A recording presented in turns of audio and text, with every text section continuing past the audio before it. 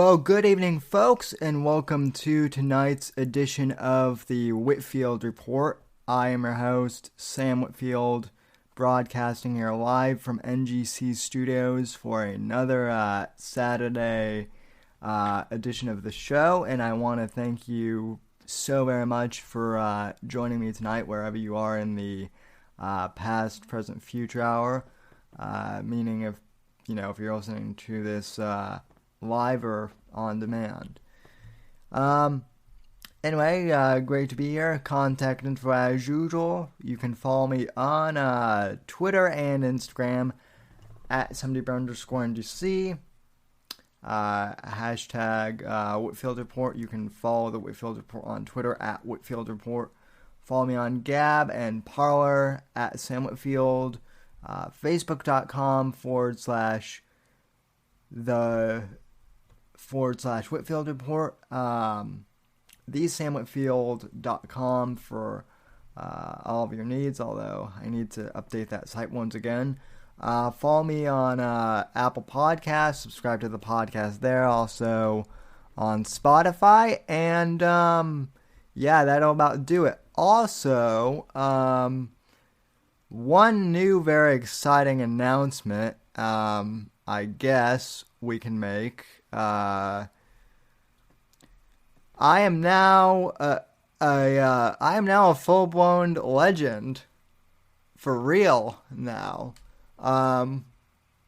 So as many of you know, I hardly ever like to use this term, but I am an ex-bear, although technically, an ex-Owen Benjamin cult member, although technically I was never in there long enough to become like a full-fledged cult member. But long story short, the Owen Watch community, as I call it, has now come together under one roof, sort of, and we are now full-blown legends. So Evil Powders, who is obviously a regular in the chat here, and by the way, I will read the chat roll call live here in a sec, but our good friend Evil Powders finally put together a good website, so he asked me to play this promo video, and I figured I would because, he deserves it. But anyway, let me read off the chat here. So far in the chat we have the real official amazing Adam, Eliza, who thanks for joining, Eliza. I'm surprised you get the notification. No one gets the notification anymore. We have Johnny Arcade. We have Warfist. We have Ellen Powell, the greatest troll to ever live. And then we have Hondo over on D Live. So thank you, sir. Anyway, though, let me go over the full-blown Legends video for you. So this is from Evil Powders, and I actually want to show you guys the website as well, because it is pretty darn cool, if I do say so myself. And Evil himself just jumped into the chat, so here is the full-blown Legends promo video that he made 3 days ago. It's a little outdated. I don't think my profile is in the video yet, but I will show you guys the website. So this is actually pretty funny. So let me roll this.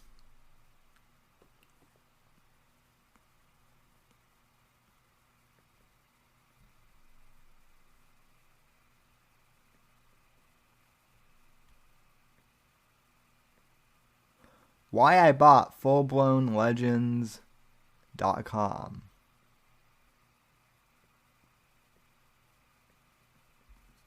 Wherever you go, I'll make fun of you. and I will aggressively be coughing on you. I am a legend. I come here every day and I explain to you the symbols people use on your map of your life. We all are experiencing the same map, guys. We all have the same map. So who are your legend? Who is a legend? A legend is someone who tells you what the symbols mean. A story handed down by tradition from earlier times and popularly accepted as historical, the body of stories of this kind. A collection of stories about an admirable person. So an admirable person is someone who explains to you the symbols on your map. That's all it is. BB is the literal definition of legend. A lot of people are helping each other get it. Be a legend for each other. This chat, dude, want to hear something crazy? Like 4 years ago, I bought a website, fullblownlegends.com. I had no idea what legend meant. It just hit me. I said, and I never used it. I just bought the domain, fullblownlegends.com. And dude, we're full-blown legends. But it's there. Keep you posted. And so the domain expired, and so Evil Powders, I guess, found this domain and bought it like out from under Owen, or I'm not really sure what the story, but he got it. So in a way, Owen's, you know, right about the full-blown legends thing. Like, this is the one thing I agree with him on.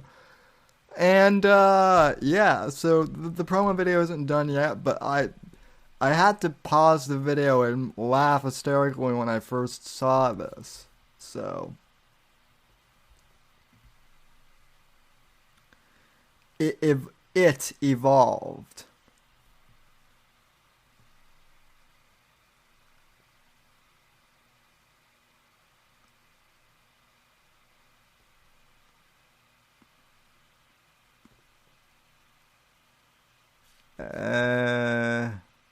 Song I heard for the first time on the radio today by a band called Low Cut Connie. Here we go.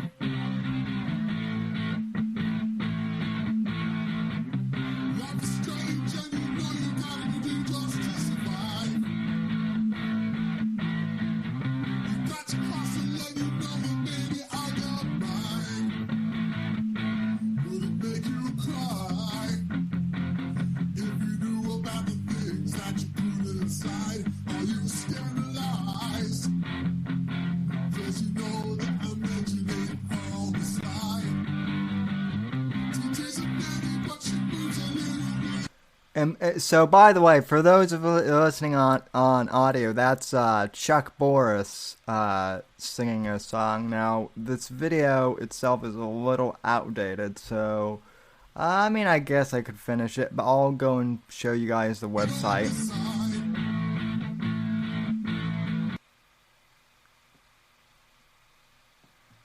Oh, yeah, so that's it. Alright, so that's the promo video for fullblownlegends.com.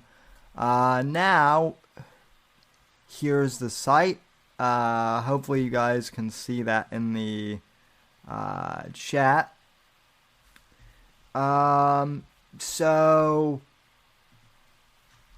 let me just make sure that OBS, yep, it's projecting. Okay, so here's the website, fullblownlegends.com, the main page, home of full-blown internet legends. So you have the main page, you have the promo video that I just showed, you have the legends page themselves. Coming soon to the legends, me, David Crocco, E Scorpio, One Step Too Far.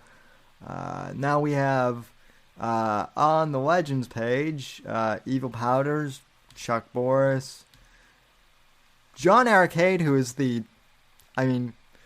John Arcade deserves like legend among legends status.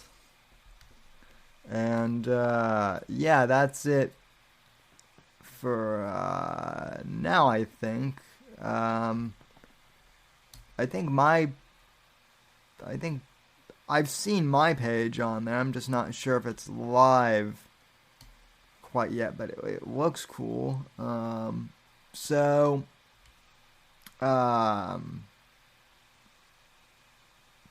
yeah.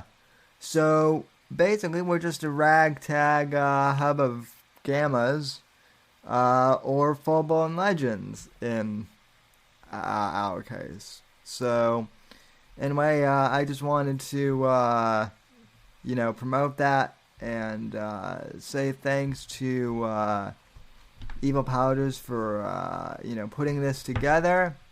So Apex Gamma goes, I'm a full-blown retard, hardly a legend.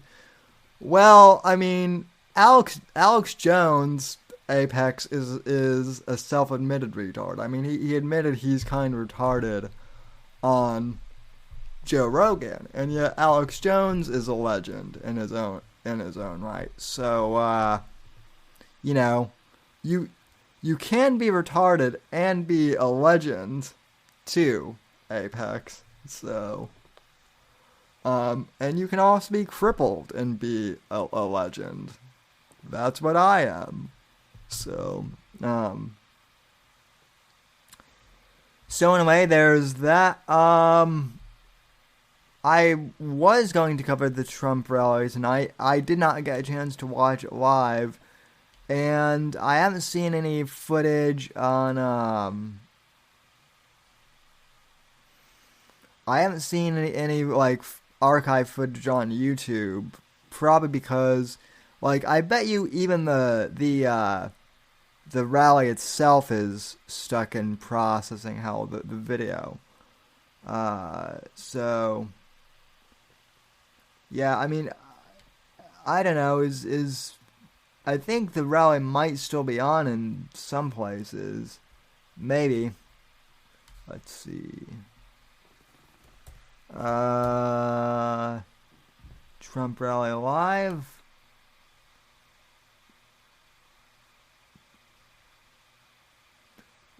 Guess not. I could go through some of this, I guess.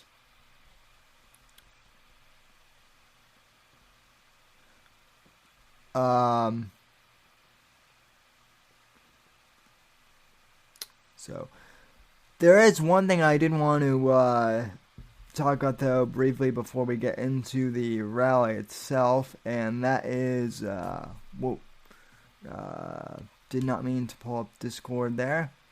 And that is, I did want to talk a little bit about conservative unity, especially during the election, because it seems like things are kind of like fractured right now. That I know a lot of conservatives, because of this whole thing with George Floyd and the riots.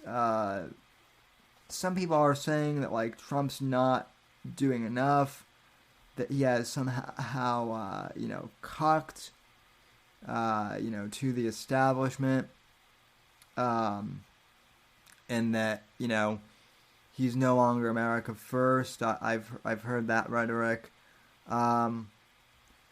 but I know some of you guys are not going to like to hear this. Believe me, I'm not 100% satisfied with Trump all the time either. But with that being said, folks, I still believe that Trump is the best and, quite frankly, only choice we have, at this point, because if we don't elect him, then Biden for sure is going to, win. And if you think things are bad now, like, shit is going to get way more fucked up, under Biden. And I'm not one of those black-pilled people who are like, well, it's burning down anyway, so we might as well let it burn down. No, as I said before, I am still an optimist, but we need to be proactive, and so,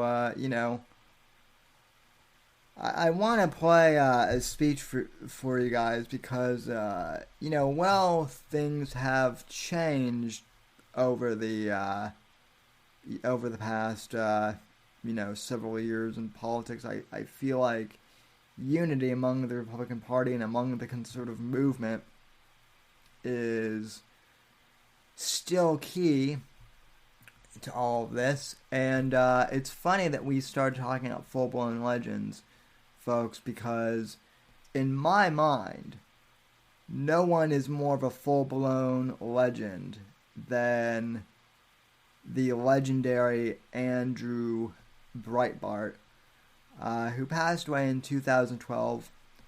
And I always like to play this speech of his every once in a while. This was his final CPAC speech where he talked about conservative unity. This was kind of like his final call to arms. But I think, even though the election has changed, it's no longer 2012, obviously. It's 2020. I think the message still remains the same. Now, at the time he made this, I don't even think Mitt Romney was the nominee in 2012. But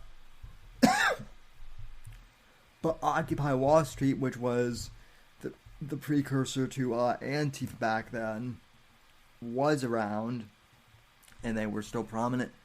So this was Breitbart's, call to arms in 2012. I play this about once a year on the show, usually for regular listeners of the show. I'll play it once a year, maybe twice a year, too. So, anyway, here is Andrew Breitbart's legendary CPAC speech. Someone actually did a remaster of the footage and cleaned it up a bit and made it look better. It's in HD now, so that's cool. Let's see. Roll the tape. Let me find where we're at here. Okay. Alright, here's Andrew Breitbart's CPAC speech, and I will go to the chat for you guys to read what you guys are saying. Clip number 1. Roll the tape.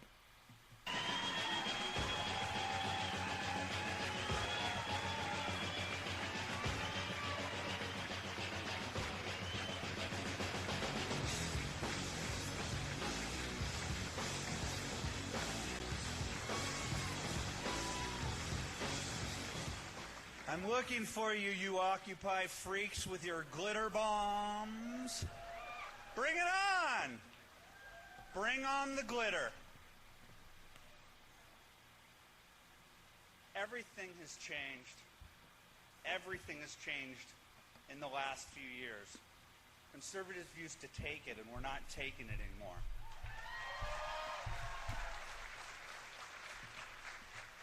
Just today, as I was planning one of my stupid, silly, funny tricks, I didn't have to, because I got word when I was doing a radio show today that 200 of us went out to the Occupy people to stand toe-to-toe with them to say we are here and we're proud to be conservative and we're not going to take your... I didn't say it. I'm on TV right now. I'm a respectful conservative and my mom is watching. It's over. It's over. Right now, my Twitter feed is already calling me a big fat homosexual. Hello, children at home. No, your dad's not gay. That's how the left rolls. Everybody asks me, why do you retweet? Hey, why do you do that? I can't tell you how many people I admire. And in fact, there's almost... So I want to pause here real quick, ladies and gentlemen, because this was actually kind of refreshing to watch. To go back in time to 2012 and see that, in this specific instance, right, people in our circle of, conservative, libertarian, I guess right-wing commentators, we always talk about how, Twitter, Twitter censorship has gotten really bad ever since Trump got elected, and it's nothing like we've ever seen before, and it just keeps getting worse, and we've never been censored like we are now. And it may be true that it's worse now, but this was back in 2012 when Twitter was, I think at this point, only 4 or 5 years old. In 2012, Twitter was not, it wasn't new, but it was newer at the time. I remember that. I had only gotten a Twitter account the year before in 2011. And even then, Twitter was bad out, letting the left go on and say insane, shit, while at the same time, censoring conservatives. So, Twitter has always been a problem, I guess. It's just that, now in the era of Trump, and now that, conservative talkers, I guess, have more of a foothold than we did then on the internet, more people are aware of it. But this has always been going on. So, that's worth noting. Also, Apex, thanks. I'll check the Discord. So. There's no one in the world who I respect more than Hugh Hewitt. And he took me aside the other day and he said, I don't think you should be doing that, Andrew. I don't think you should be doing that. Well, Professor Hewitt, on this issue, I disagree. Because they've held over our heads with contempt the false narrative of their innate tolerance. The least tolerant people you will ever meet in your entire lives. I know it. I live it every single day, and I retweet it to remind them that I know exactly who they are. Which is something that I do a lot too, and that's also why, during the Bear War, when Owen's people were coming after me and coming after, Johnny and all of us, I would retweet and often quote tweet them, and sometimes I would screen cap, the profiles, and they would always have MAGA, conservative, something bear. But then, they would always be attacking me, and I would be I would quote tweet and say something wow, way to attack your fellow, conservatives. So, retweeting and quote tweeting definitely helps, and this was the man I learned all my best skills from this man, Breitbart, and Rush Limbaugh with the broadcasting, obviously, but more from this man, more than anything. And if Owen had given me the chance, I could have taught him in the way of Breitbart, but no, he chose Teddy Spaghetti instead as his mentor, which is bad.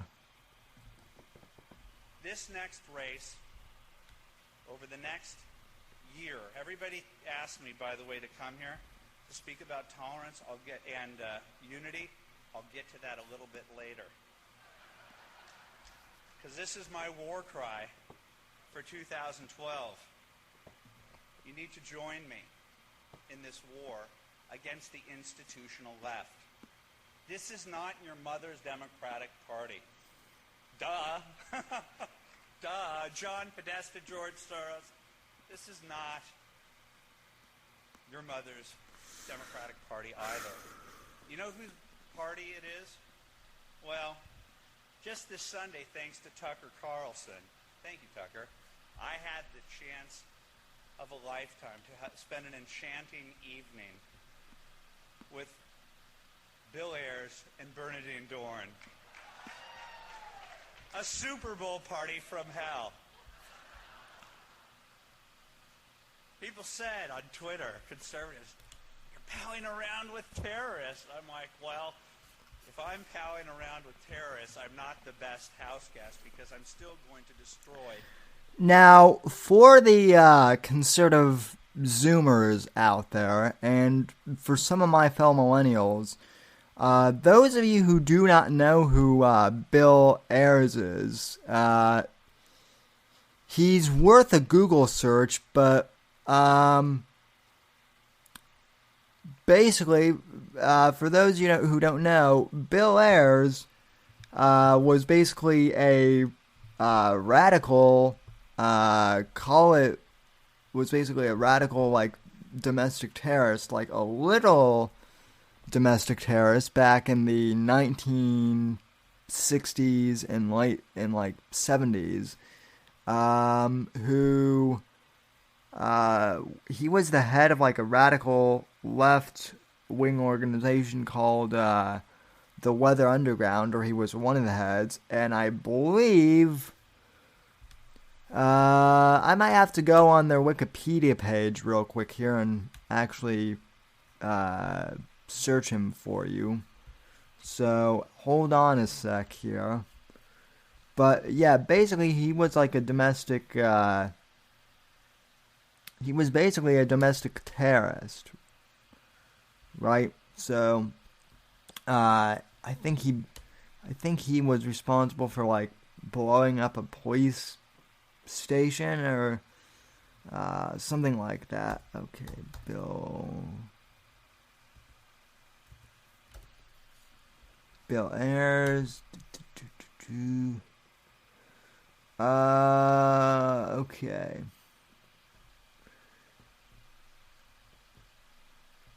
Okay, so this is... Now, I know Wikipedia is slanted, but for time's sake here, folks, that's what we're going to go with. Real quick, so... Bill Ayers is an elementary education theorist. During the 1960s, there was a leader of the Weather Underground, opposed U.S. involvement in the Vietnam War. Yeah, that's not all they did. They blew up buildings, and so I don't want to go into the early life, involvement with Weather Underground. Okay, okay. Let's see.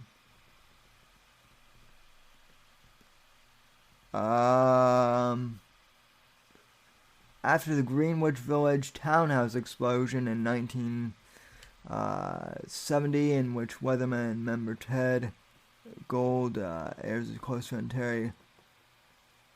Okay, I guess there was like a nail bomb explosion.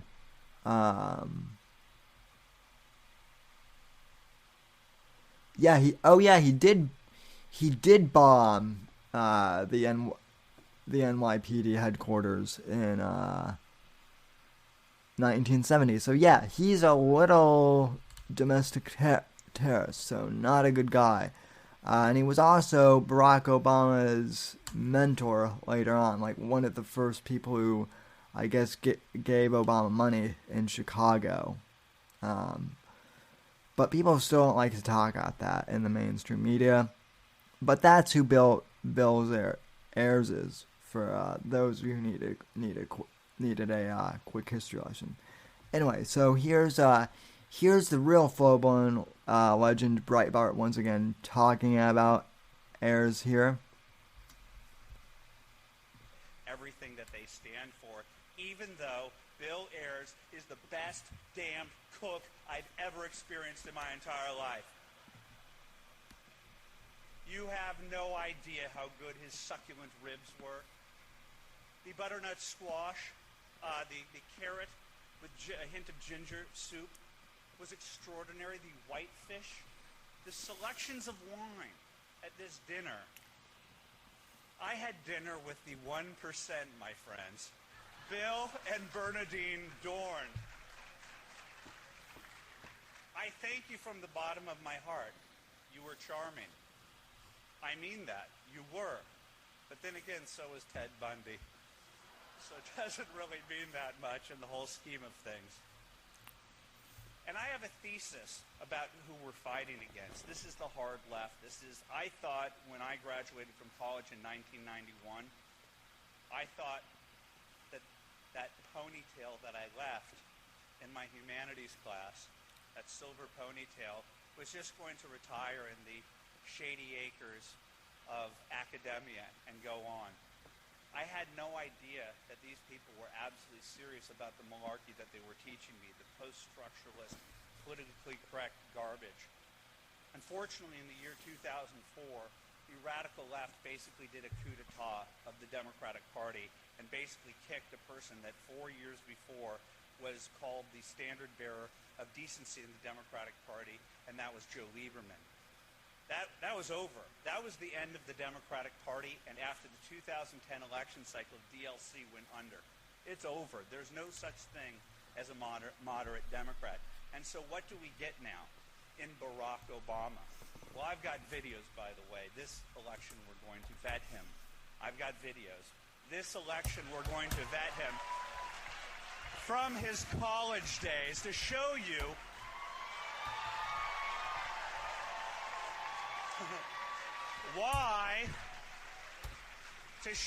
why racial division and class warfare are central to what Hope and Change was sold in 2008. The videos are going to come out.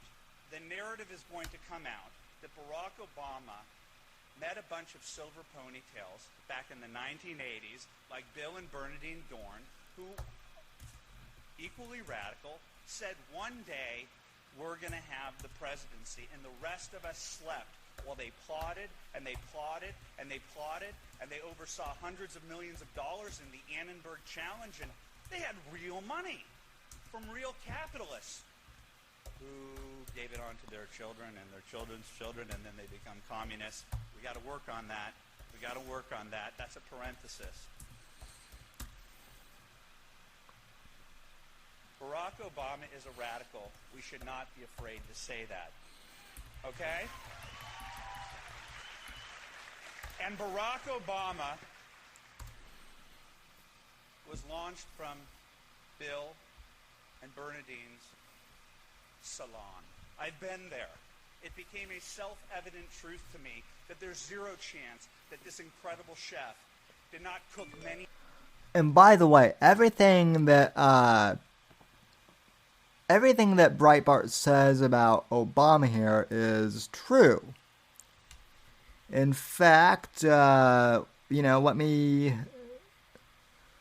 go ahead and say, folks, that this might be my last stream on YouTube for sure for what I'm about to say, but I would argue that President Obama, rather than unifying America upon race, now Breitbart was not here to see this happen. Well, I guess depending on how you view this situation, he was either lucky to have, not been around to see this, or, unlucky not to have seen this. But one thing I noticed, ladies and gentlemen, was, after the Trayvon Martin thing, right, when that George Zimmerman guy, killed Trayvon Martin in self-defense, and, that was, like, the first time that I remembered, like, race riots and, all these, Black Lives Matter protests becoming a thing. Like, Obama was president then, and, that was when things really kind of started to go downhill. Like, prior to Obama's presidency, like, during the Bush era, during the Clinton era, during the, Reagan era,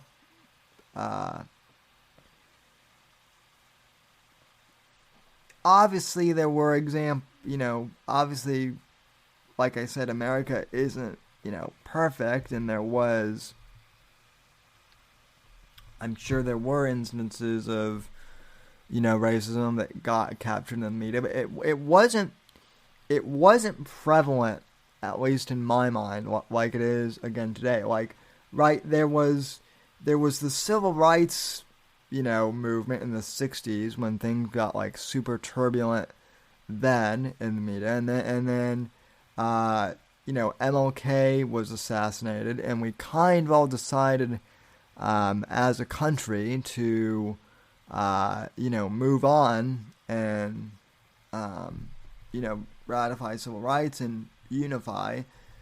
And yeah, things haven't been perfect, but like for the most part, we all agree that racism is bad, and things went pretty good for the next 30, 40 years, and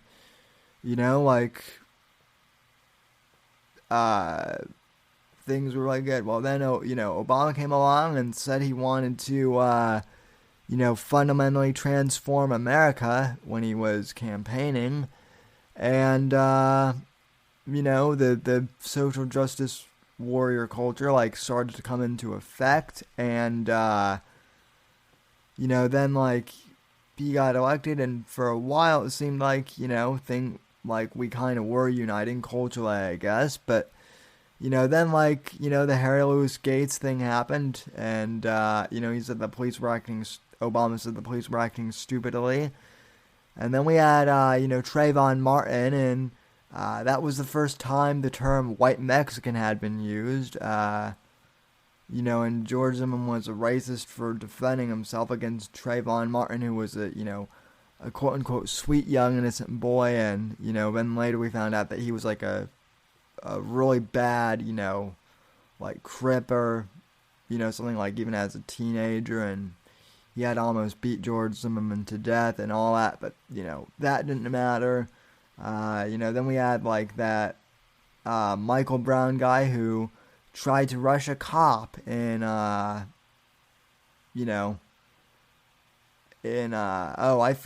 forget where that was, but now there have been so many, but basically, I mean, the race division, or at least the most recent portion of it, actually started to emerge under Obama's presidency. So this is not Trump's fault, folks. If anything, it's Obama's fault. So yes, Breitbart is right that Obama is a radical.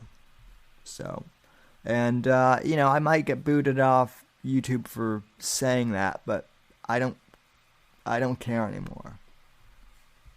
I just made my case as eloquently as I could. So. Meal for Barack Obama. Don't tell me ABC, CBS, and NBC I don't have that I can't posit that theory, because it's a self-evident truth. Just like it was a self-evident truth that he was with Jeremiah Wright, and just as it's a self-evident truth that when he was at Harvard, he was advocating for the worst of the worst to join the faculty. Radicals at Beirut on the Charles.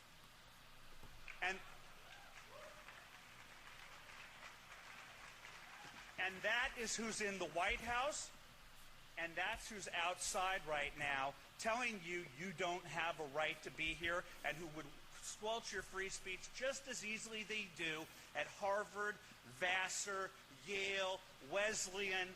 They're a bunch of totalitarian freaks.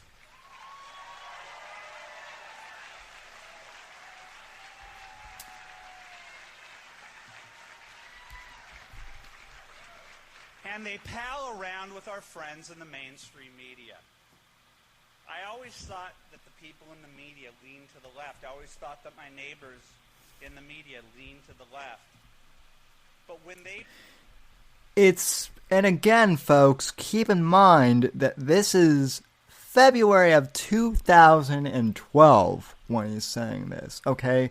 Mitt Romney had not even been nominated. I almost, yeah. Oh, yeah. Mitt never even came close to being elected. But this was before Mitt even became nominated. And by the way, had Breitbart not had a heart attack, I don't think he would have liked Mitt. I honestly, I think had Breitbart won, we would have gotten an actual conservative in 2012. Maybe it would have been Trump back in 2012. I don't know.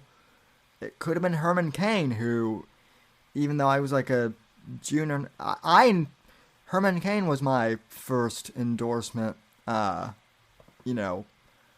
like, Herman Cain was my first political endorsement on my old internet radio show.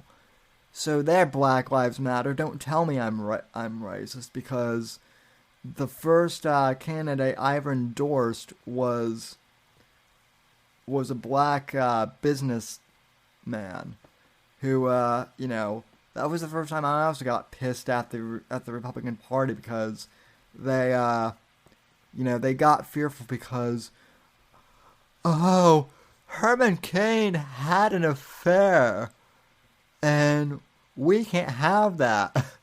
So, they screwed him over and gave it to Mitt Romney. Mitt Romney loses. So then in like 2016, when it was like, Trump, Trump had all these extramarital affairs, and, Trump, like, he screwed Stormy Daniels, and we were kind of like, whatever, like, no one cares. And then, it came out, people brought up that he, Trump screwed Karen McDougal, and a lot of people were like, okay, nice. So, people just didn't care anymore at that point, with Trump. But we could have gotten a much better candidate than, Mitt, and I don't think Breitbart would have stood for it. But going back to my original point, the radical left has always been this way, even going back to 2012. I mean, Antifa is basically the new version of Occupy Wall Street, which is what Breitbart faced off against back in the day. Not good people at all. Act like a provost at a politically correct university and tell people to shut up. I don't think that they're no longer can they be called objective journalists. They're playing for the other side. They've been part of demonizing good and decent people. They tried to defeat the Tea Party, and when they failed, just like their desire to create a Rush Limbaugh and it failed at Air America, they want what they can't have, and they try to recreate it. They wanted their Tea Party, and what did they create? They created the Occupy movement. What is the Occupy movement, you ask? It's a natural, organic group of people. You've never seen these people before in your life. Wait a sec. These exact people protested against you at the GOP Welcoming Committee in 2008, and two of them were arrested for planting Molotov for trying to use Molotov cocktails against the police. The radicals against the police. Again, sound familiar? Just this week, folks, on my personal Facebook page, which I never post anything political to my personal Facebook page, okay? I just don't do it. But, people I go to high school, that I went to high school with, like back in the day, they'll always message me and say stuff like, Dear Sam, I'm imagining them typing, you're wrong about Black Lives Matter being a radical organization. It's not a radical organization. It's an organic grassroots movement. Born out of the necessary to fight racism and discrimination.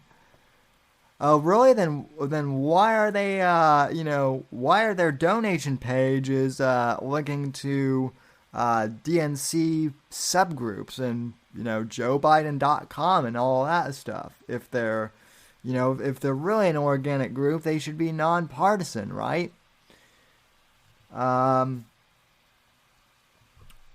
Probably this week, folks, by the way, I might do a stream in which I go onto Reddit and read through Black Lives Matter's subreddit, because it is mind-blowingly shocking. How, I mean, some of them are basically like self-admitted communists even out in the open. It's mind-blowing. But my point being, the more things change, the more they stay the same. Let's flash back here again to Breitbart and see how, let's play a game. Have things change or stay the same? The radicals against you, exactly like Occupy, the same exact people. These are the same exact people that organized Camp Casey at Crawford. That was Occupy Crawford. These are the same exact people that went down the highway at the exact time at the end of the summer when Katrina happened. That was Occupy New Orleans. It's the same radicals. They've been in your life since Senator Obama became part of your vocabulary. They are at war with you, and they attack you, and they throw eggs at you. And guess what? The media looks the other way. You're domestic terrorists, Janet Napolitano warned me about that. Yet when this group emerged, what happened? They exhibited traits that I'll probably get worst person of the year on a certain show. I don't even think that certain show exists anymore, so that's a dated joke.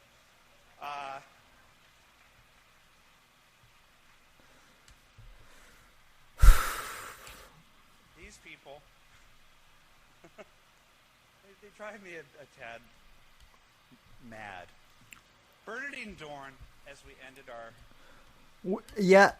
Joan of Arc in the comments said, ugh, we need another Andrew Breitbart now.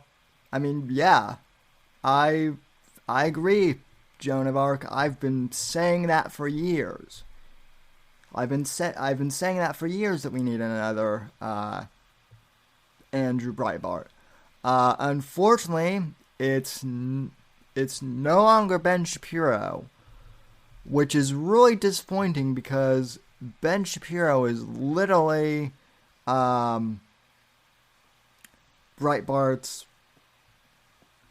I mean, he should have been Breitbart's direct surrogate.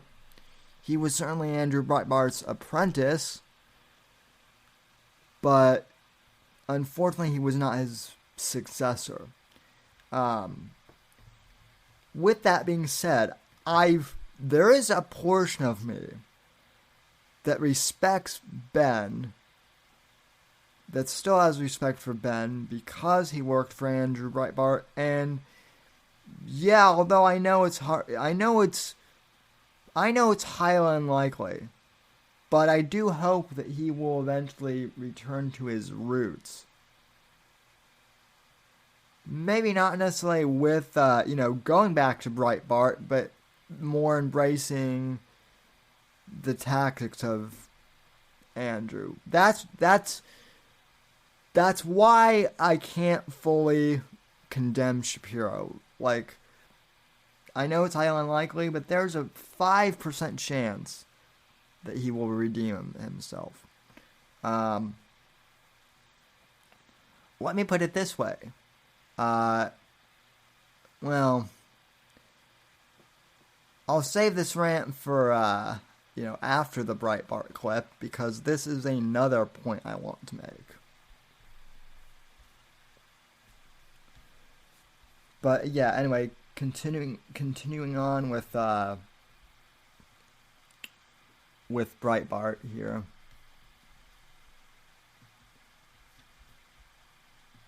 Bernadine Dorn, as we ended our dinner, said something very important because she kept talking about the anti-war movement. Another parentheses. She also said she listens to ESPN's Mike and Mike. End parenthesis. Take that what you will. And this is my thesis, that the anti-war movement was never about anti-war. It was a Saul Alinsky community organizing tool to get Barack Obama and the left elected. It went away immediately. And the mainstream media created a narrative called The Story of the Year, Time magazine. But they will not tell you the true story of what happened. This is exactly the anti-war movement. How do I know this? If I tell that to ABC, CBS, and NBC, they say that's a conspiracy theory. This is just a bunch of organic people. There's no organization going on, even though we have the emails to prove it, or the undercover videos of Natasha Leonard from the New York Times orchestrating with the radicals. Oh, that didn't mean anything. It did mean a lot, actually. Bernadine Dorn told me while at our lovely dinner, when I was snarkily pointing out to her, whatever happened to the anti-war movement? She let loose an affirmation of everything I know to be true. She says, well, that's not true. It's more or less that's what Occupy is. That's exactly what it is. The mainstream media refuses to tell you that these are the same shock troops that have been shocking us, pointing their fingers at us, trying to instigate riots with the police. These people are the definition of un-American. All right, so let me pause here because that's the most critical thing here, right? So, all right, some of you may be going, okay, well, Sam, this is the 2012 election. Things were way different then. We were dealing with an entirely different, climate then. Back then, Mitt Romney was going to be the nomination, which again, at the time of this speech, may I remind you, we did not know that at the time. The candidate had not been picked. But Occupy Wall Street was certainly around. Black Lives Matter wasn't, but they would be in another, they would show up in another, I think, year, right? I think Trayvon Martin was either killed in, late 2012 or late 2013, and that's when Black Lives Matter, I think, started to pop up, right? So it wasn't very long afterwards, if I remember correctly. Point being, folks, because whenever I play this clip, in recent years, I always get someone saying, oh, this is old and outdated. Well, I mean, yeah, it may be an older clip, but it's not outdated because, right, with Occupy Wall Street, you can just change Occupy Wall Street to Antifa,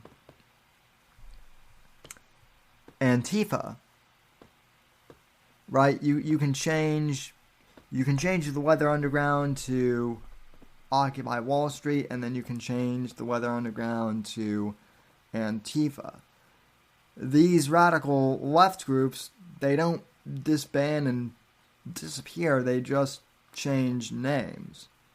It's, and merge, right?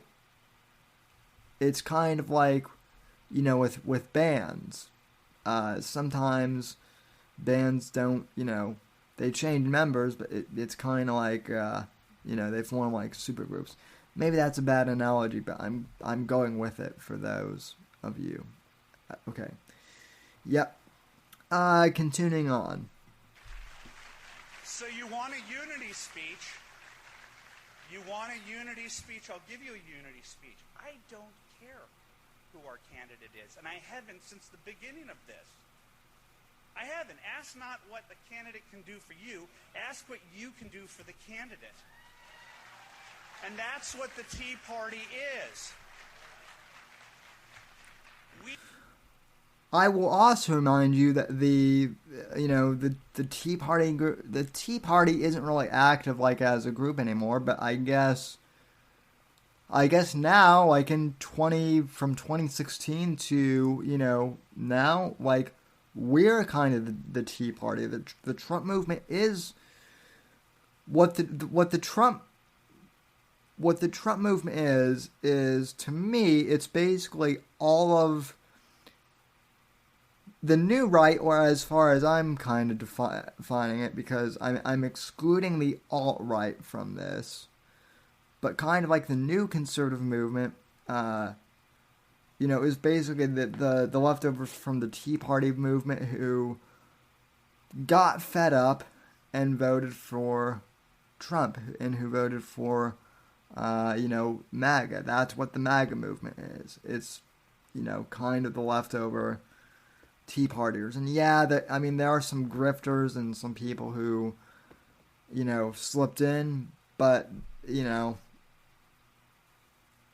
by and large, I think a lot of us are still, true patriots. And that's also one of the reasons why I spent so much time, on Owen over the last 2 years, kind of weeding out the bad, infiltrators, the people who were, trying to infiltrate and bring down the MAGA movement from the inside. And I still think that there are some, suspicious characters in there, but I don't want to go off on a rant about that quite yet. But yeah, anyway. Continuing on. Let me back this up a bit here, and I'll shut up and let Andrew talk for a bit. To the anti-war movement. She let loose an affirmation of everything I know to be true. She says, well, that's not true. It's more or less that's what Occupy is. That's exactly what it is. The mainstream media refuses to tell you that these are the same shock troops that have been shocking us, pointing their fingers at us, trying to instigate riots with the police. These people are the definition of un-American. So you want a unity speech? You want a unity speech? I'll give you a unity speech. I don't care who our candidate is, and I haven't since the beginning of this. I haven't. Ask not what the candidate can do for you. Ask what you can do for the candidate. And that's what the Tea Party is. We are there to confront them on behalf of our candidate. I will march behind whoever our candidate is, because if we don't, we lose. There are two paths. There are two paths. One is America, and the other one is Occupy. One is America, the other one is Occupy. And I don't care. Along the way, and I'm not a candidate, I'm never going to be a candidate, I'm just a goofball from Los Angeles who wears goofy shoes, promised people I would shave, didn't, promised people I'd take a shower, I got too caught up talking to everybody, and here I am, kind of a mess, but kind of excited to be here. Because over the last 3 years, I've realized that the Republican Party and the conservative movement is not what ABC and CBS puts on the screen. They try to portray you in the worst possible light. And when I walk through CPAC, or I travel the United States to meet people in the Tea Party who care, black, white, gay, and straight, anyone that's willing to stand next to me to fight the progressive left, I will be in that bunker. And if you're not in that bunker because you're not satisfied with this candidate, more than shame on you, you're on the other side.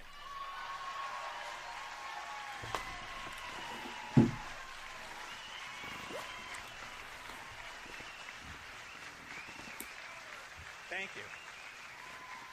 Thank you. I'm just going to tell you right now. Now, I have to tell you that I played that clip, so that last portion where you said if you don't support the candidate, you're on the other side, right? I've used that quote several times over the years. In fact, one of my very first op-eds when I started my blog website at thesandwinfield.com, or no, actually, back when I used to write on Medium, back when Medium would still allow conservative voices, one of my very first op-ed pieces back in 2015, it might still be up there. I don't know if they've censored it completely yet. But one of my very first, articles was about, Breitbart's CPAC speech. And basically, to summarize that, I was saying, look, there's, at the time I wrote that in 2015, there were 16 candidates who were, in the running for the 2016 election, and Trump had just gotten on, and there were lots of people who thought that Trump was, kind of crazy, that he was never going to win, and that he was just going to be, that he was going to run and, then drop out and promote The Apprentice, and just promote, like, Trump stuff. But I said, like, even back then in 2015, that I would vote for Trump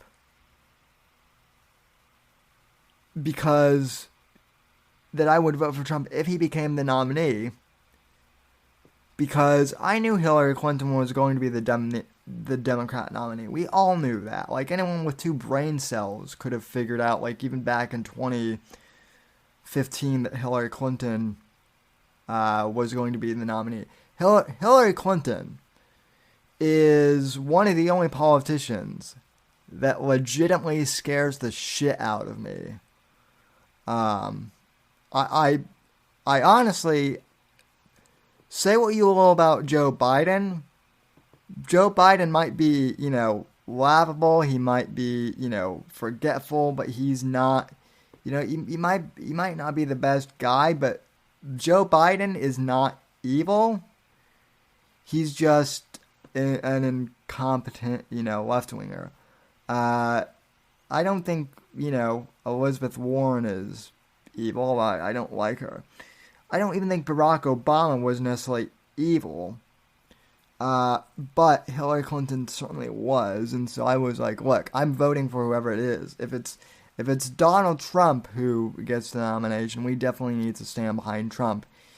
Even if it's Jeb Bush, I'll vote for Jeb Bush. Although I was grunting as I was typing that, and Trump got, the nominee, and I have to tell you, when that happened, when Trump got the nominee, when it came down, like, between Trump and, Ted Cruz, I threw my hat in the ring for, Trump at that point.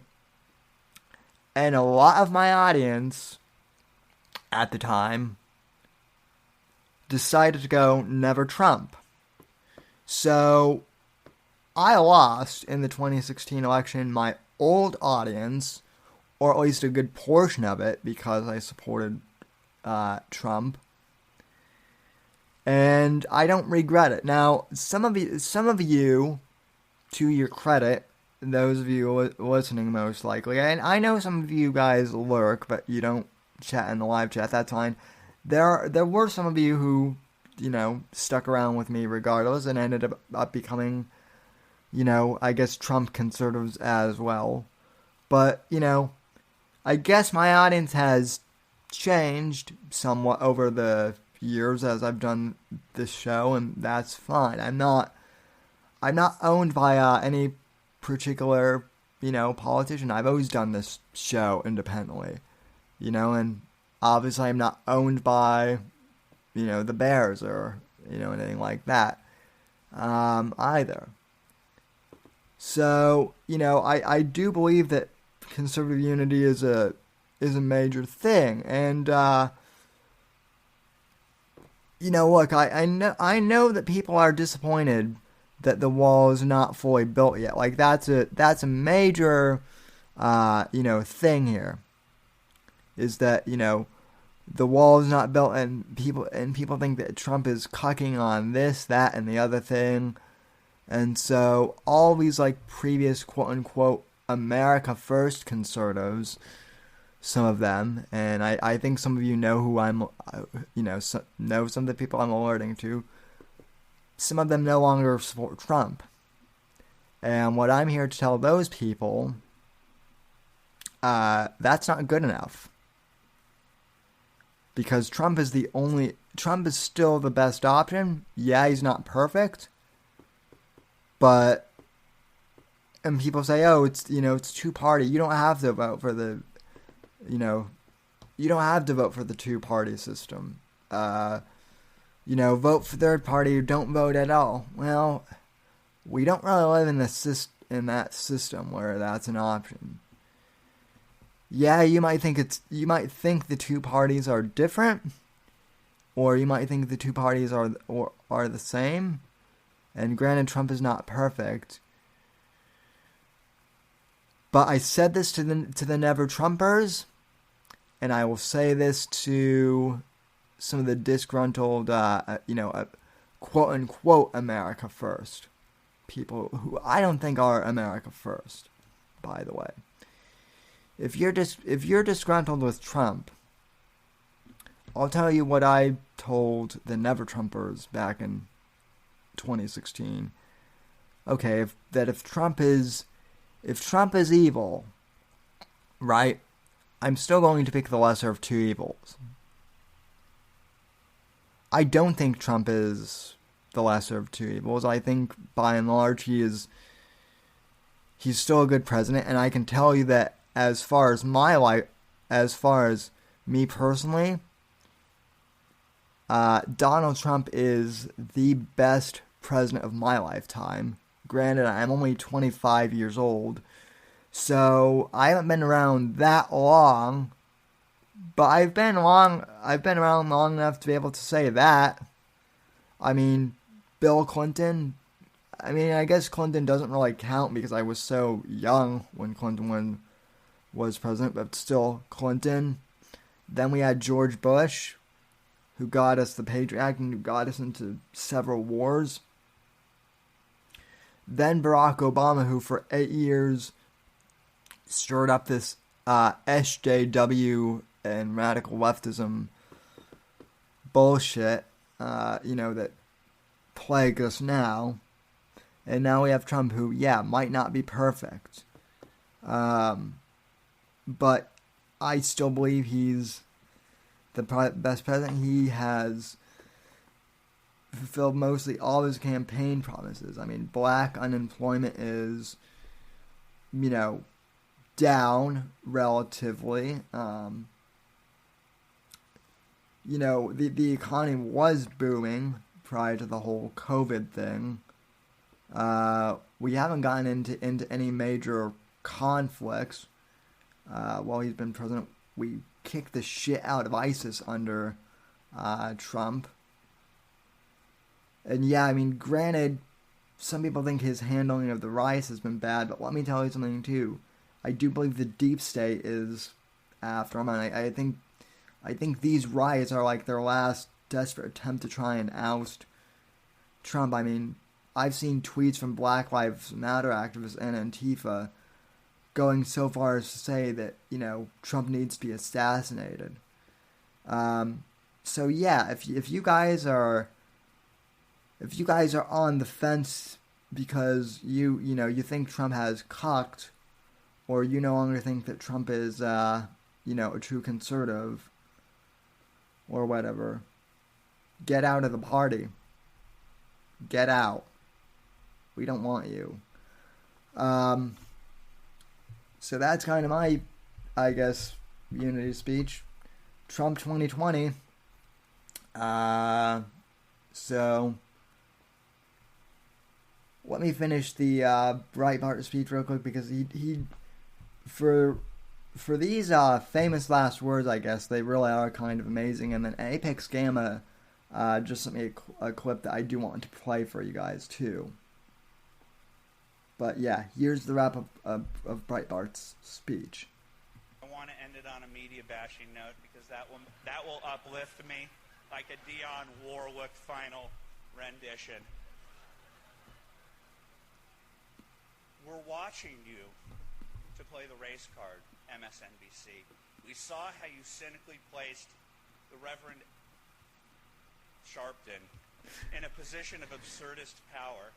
This is Dadaism. I learned that in college, that they would allow for this guy to have a show. This is Dadaism. It's freaky. It's Andy Kaufman. It doesn't make sense unless you understand what they're doing. This is going to be the dog whistle election cycle. They tested him in 2011, so he and his pal Toure and that punk Tim Jacob Wise and Ed and Maddow can sit there and call everyone who's Caucasian racist. I heard it. He used is instead of are. He's a racist. That's a dog whistle. Ignore it when Congressman Rand does it against Allen West. No more. We're going to go after you. I bought a dog whistle. I bought a dog whistle factory, and I'm giving you dog whistles. And we're going to listen to every word that comes out of your mouth, and we're going to hold you to the same standard that you hold to us, which is an impossible one, and you're going to have a hell of a time in 2012 because America has finally awoken to your Saul Alinsky bullshit tactics, and we're coming to get you. Thank you very much.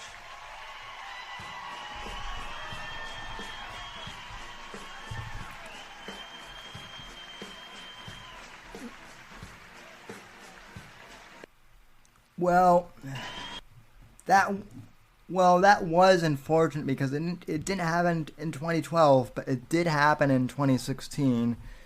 So Andrew's, I guess final last words / prophecy did kind of come true there at the end, but it wouldn't be until 2016.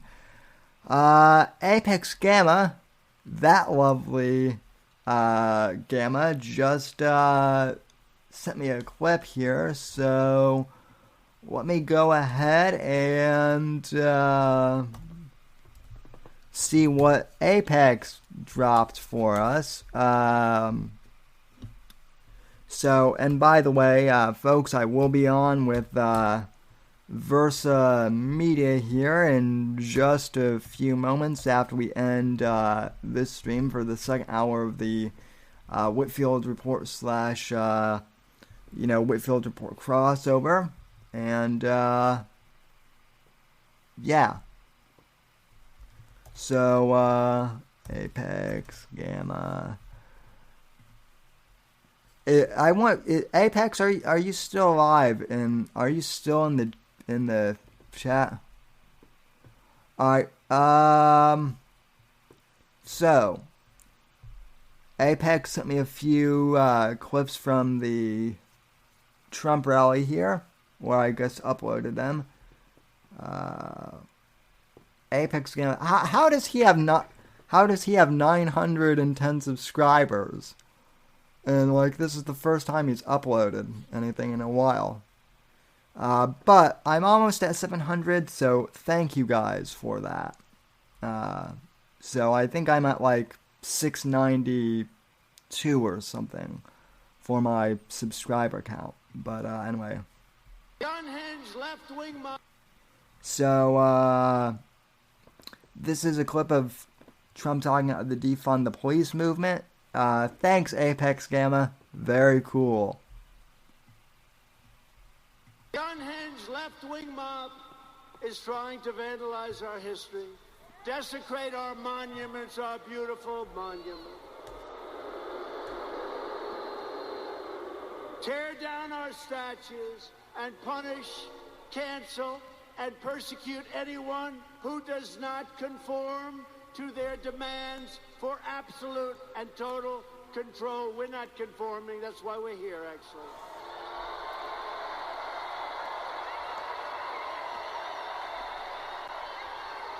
This cruel campaign of censorship and exclusion violates everything we hold dear as Americans.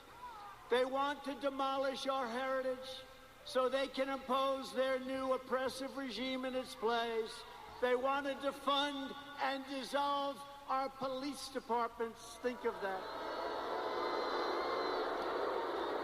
I heard it for the first time 2 weeks ago. I said, well, that one, they're only kidding. I said, they're not. Minneapolis, you see what's going on? They're not kidding. They got a lot of problems. They'll have a lot of problems. Hey, it's 1 o'clock in the morning, and a very tough, I've used the word on occasion, hombre. A very tough hombre is breaking into the window of a young woman whose husband is away as a traveling salesman or whatever he may do. And you call 911, and they say, I'm sorry, this number is no longer working. By the way, you have many cases like that, many, whether it's a young woman, an old woman, a young man, or an old man, and you're sleeping. So what are you going to do, right? So they want to defund. They really do. This is a serious movement. And in Minneapolis, the council's already passed it. In Seattle, you see what's going on there. It's even worse, okay?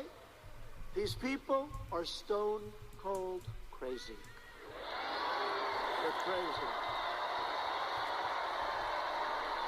So if you want to save your heritage, you want to save that beautiful heritage of ours. We have a great heritage. We're a great country. You are so lucky I'm president. That's all I can tell you.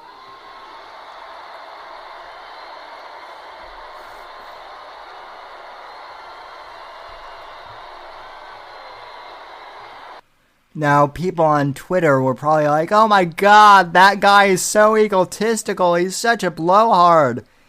You guys realize that he, he said that just to tick you guys off. And, but I will say, yes, thank God he is president, because, if he wasn't, then we'd really be in the shit. Here's the thing, I think all this shit would be not only happening under Hillary Clinton, I think would be a lot worse. Yeah, so there's case number 1 for remaining on the Trump train. Alright, Apex's second clip. This is where Trump talks about the lawless Chaz. Alright, clip number 4, roll the tape. How about Seattle? Isn't that great?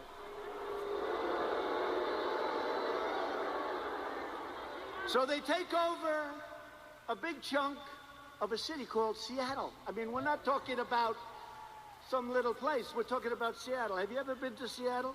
They took over a big chunk, and the governor, who's radical left, all of these places I talk about are Democrat. You know that. Every one of them.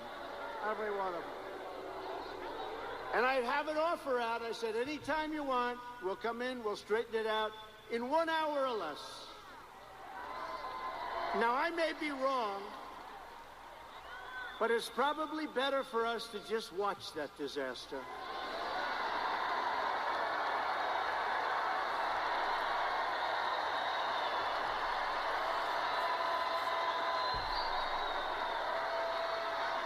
I flew in with some of our great congressmen who we're going to introduce in a second, and I said to him, Congressman, what do you think? I can straighten it out fast. Should we just go in? No, sir. Let it simmer for a little while. Let people see what radical left Democrats will do to our country. Right? Alright, folks, so that is, what Trump said, the Chaz, the Capitol Autonomous Zone. So yeah. Now, I might do a stream either late tomorrow. I know people want me to do more streams, so I might break down the rally more tomorrow. I might also do a call-in stream where people can, where we can take phone calls, because I know some people want that. But I will let you guys know. People have been asking for, phone calls for a while. So I am thinking of doing that, folks. But it just, hasn't happened yet. So anyway, folks, that'll do it for the first hour of tonight's show and the main podcast. I want to thank you all for joining me for this first hour. I'm going to take a quick break and the transition, and then restart the simulcast for hour 2 of the Whitfield analysis / the Versa Media crossover. And I haven't tuned in there yet, but I'm going to go grab a beer, and I'll be back. So, thanks for tuning in for the first hour. For those of you who are signing off for the night, have a good evening, God bless, and God save this great nation. For those of you who are planning on sticking around, stay tuned to this channel because I'll be starting the new live stream probably in 5 or 10 minutes.